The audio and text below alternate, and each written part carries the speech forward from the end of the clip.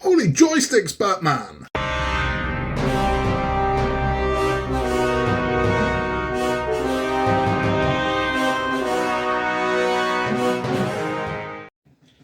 Hello there and welcome back to Build with the Boys. We now have issues 17, 18, 19, 20, 21 and 22 of Hachette's Build the Batmobile Tumbler. We're doing issue 17 in this issue and we will be building more to the HUD, the heads-up display, which is essentially the steering column of the car. We're adding joysticks to this. Now, I can tell you, spoilers, over the next 6 what we're going to be doing. So on the next 2, so 17 and 18, we're completing the heads-up display and we will be mounting this to the base of the car. And then in the next 4, we're building the pilot chair. So the pilot seat is 4 issues. That's what we're doing. And then at the end of these, we'll tell you what's coming in 23, because I'm sure you're chomping at the bit to know what comes next. But it doesn't take a genius to figure out where we're going next. We're going to get on with the build. Last month, well, 6 weeks ago, we spoke about 1989's Batman in our bat chats. At the end of this one, we'll be talking about 1992's Batman Returns. So over the next 6, we'll be talking little bits about Batman Returns, tell the story of the very up and down relationship that movie had. It was kind of hated on release. It's loved now, so it's a very interesting story. So if you want to stick around with that, stick around to the end. If you haven't yet, please remember to like and subscribe. Without further ado, because Gotham needs us, let's get these parts open, let's get into this, and let's get this built. Okay, so we will need our steering column from I keep saying last month, but it was 6 weeks ago. Let's crack this open and see what we've got inside. Right, not a lot. There really isn't much in this one, but this is detailing that's going to make this thing start to come to life. But that is it. That's all we're getting inside here. Let me make sure there's nothing else. No, that is it. Slim pickings this month. So we've got, what will be the display there? I'm hoping a light is going to go in there, but I can't see it. There's one for you modders out there. Let's get some lights on that. What goes in here? In here we have a single washer. That seems unusual. Let's make sure there's not another one in there. Nope, single washer. And then in this one we have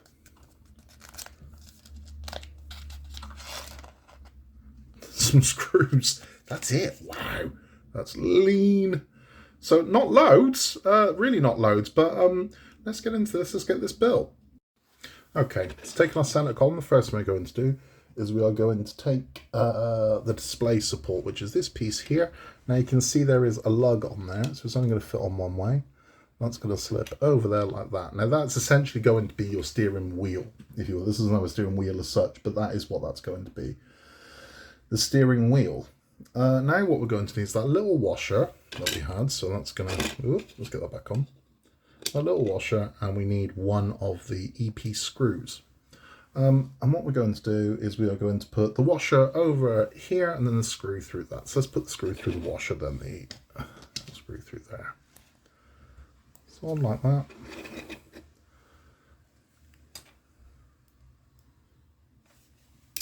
Whoop. That didn't work. It was a wonderful idea in my head that just didn't pan out. Alright, let's try that again.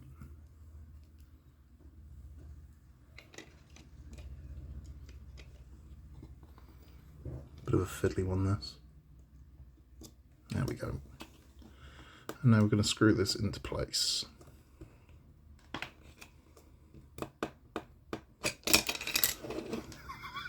Let's try that again. Right, let's try that again because, yeah, that didn't go according to plan. Let's get this screwed in. Now, I don't want to go over tight on this because I imagine I want this to move. There we go. But I don't want it loose. At the same time, I don't want it loose, but I want it, I want it tight enough. Yeah, I'm happy with that, I think. Can we go a little tighter? I don't want it loose. I don't want a floppy steering column, but at the same time, I don't want to bug at the head of the screw. Good enough. That'll do. Okay, so now we're going to move on to the 2 joystick supports, which are these 2 little square pieces here and here. Now, moving this out of the way. We are going to take the display here. Now these can only go on one way. They are lugged. So yeah. So there's 2 holes. So we want the holes here on the outside. So if it doesn't go on this one, it'll definitely go on the other one. And then the hole. There we go. So the hole there, the keyway, goes that way. So that's how we're going to be facing. So that's push to fit. That's firm. That's good. So that's how that one goes. We're going to take this one here. Get that around the right way. And that's where we are there. Nice and simple. Okay, so that's that part done. Now we are going to attach this to the steering column. So we're going to take this one there, pop that in there, and then we're going to flip it over. I'm going to screw this in from the back. So I'm going to turn this one over like so. Pop them down there. We've got a hole here and on the other side.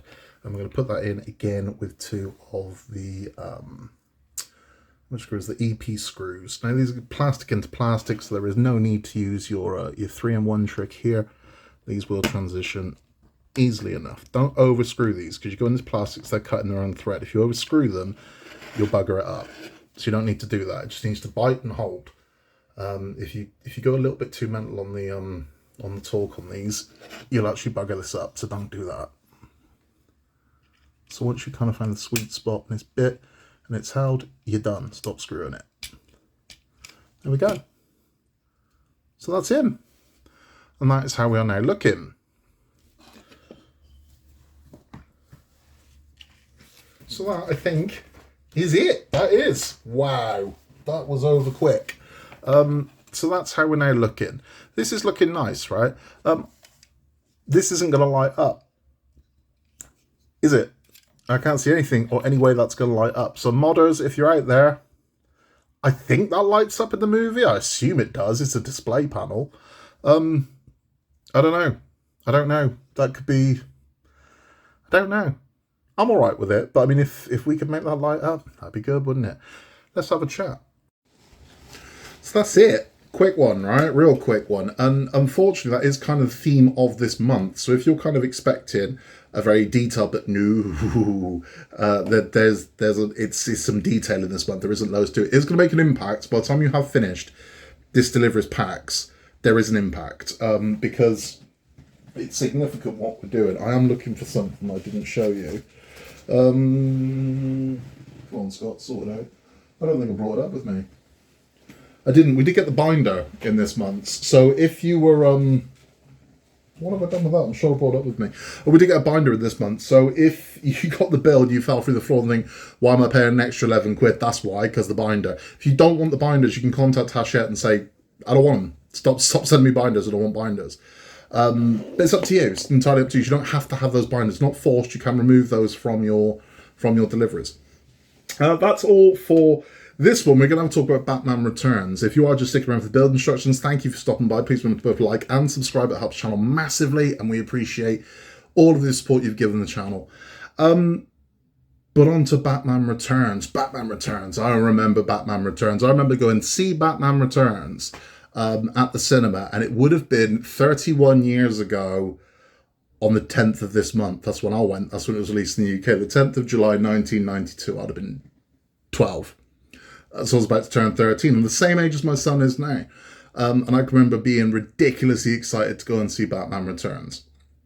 And it was this movie. So the hype for Batman Returns was insane. I can remember that the kind of marketing machine went into overdrive for Batman Returns. I had 4 posters on my wall above my bed. Huge. They were like Cinema One sheets, and I had one of the Penguin, one of Catwoman, one of Batman, and I had one of the 3 of them in that poster that you just saw. The Bat, the Cat, and the Penguin. But before we got there, we have to go back to 1989. So we go back to 1989, and Batman has just done huge at the box office. So at this point, Batman is the 4th highest grossing film of all time. So 1989 Batman is now the 4th highest grossing film of all time. It's also the fastest film to make $100 million. It took 10 days for Batman to make $100 million, which these days you do in a weekend. But back then, that was huge. That was absolutely humongous. So 100 million in 10 days was unheard of. By the time Batman had finished its run, it had made 1.5 billion. Now, that is not box office. Okay, so it didn't make 1.5 billion at the box office, made nowhere near that at the box office. What that is the total gross of that film. So everything that film was involved with, The total sort of haul at the end was 1.5 billion. So that involves everything. That would be all the cinema revenue, all of the sales to television stations, all of the advertising that TV broadcast generated. It's video sales. It's everything. So everything, rentals, sell through videos, sales television companies globally, 1.5 billion. And the reason why that number's key is because 0.5 billion, so 500 million of that haul was on merchandise alone. So Batman stuff had made 500 million on its own. So naturally, Warner Brothers want a bit more of this, right? They're like, okay, that was a cash cow. Let's keep that thing going. So they're very, very eager to go into production quickly with Batman Returns. Batman Returns is a title that no one really liked because it's a bit of a strange one because it hasn't gone anywhere. It was just Batman Again. It's what it should have been, but Batman Returns.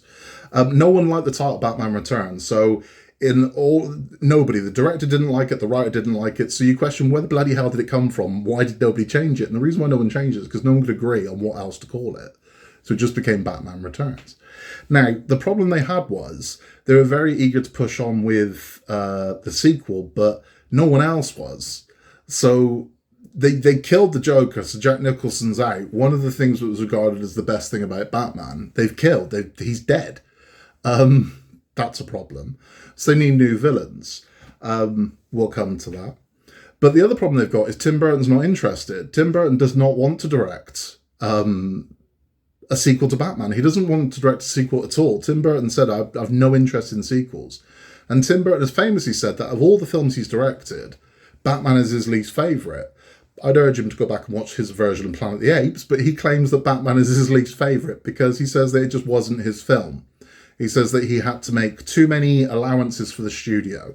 He said, so it's probably 50% my movie, 50% Warner Brothers movie. It's not my vision. It's not what I wanted to do.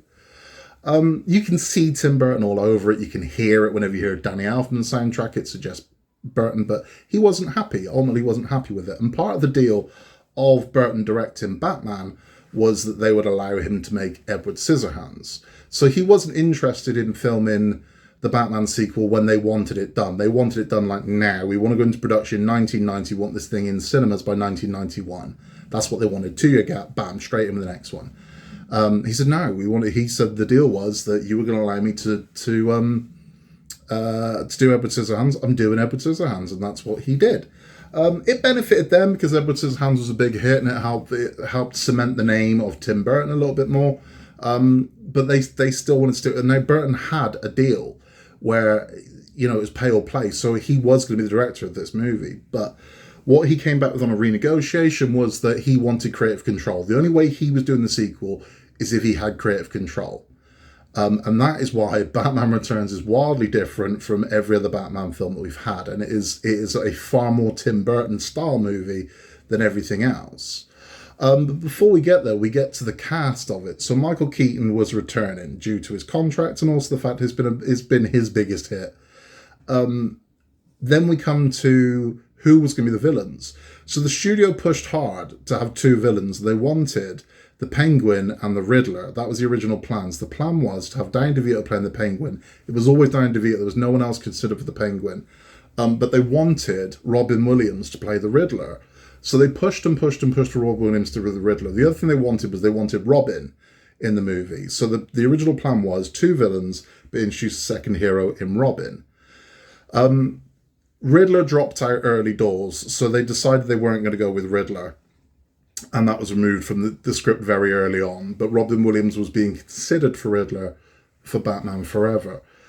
He'd met with them, he'd spoken to them, and he was interested. But they were pushing forwards with the Penguin. Now, originally Tim Burton didn't want to do the Penguin because he didn't like the character. It was very much like it was in the TV show and kind of like it is in the Arkham games as well, where he was like a gangster, not a Birdman. But Tim Burton now has creative control, so he's decided he's going to make it more animalistic. So we're off to the races with the Penguin. They did cast Robin, so Robin was cast, and at Tim Burton's insistence, it was that Robin be an African-American actor. He insisted on having Robin portrayed as an African-American to portray the times and what was a very white cast of the Batman movies. So they portrayed Marlon Wayans. Marlon Wayans had been in numerous films in the 90s at this point and was quite a big deal. But Marlon Wayans was cast as Robin. And we were good to go. So he was cast. Suits were made for him. Toys were made for him.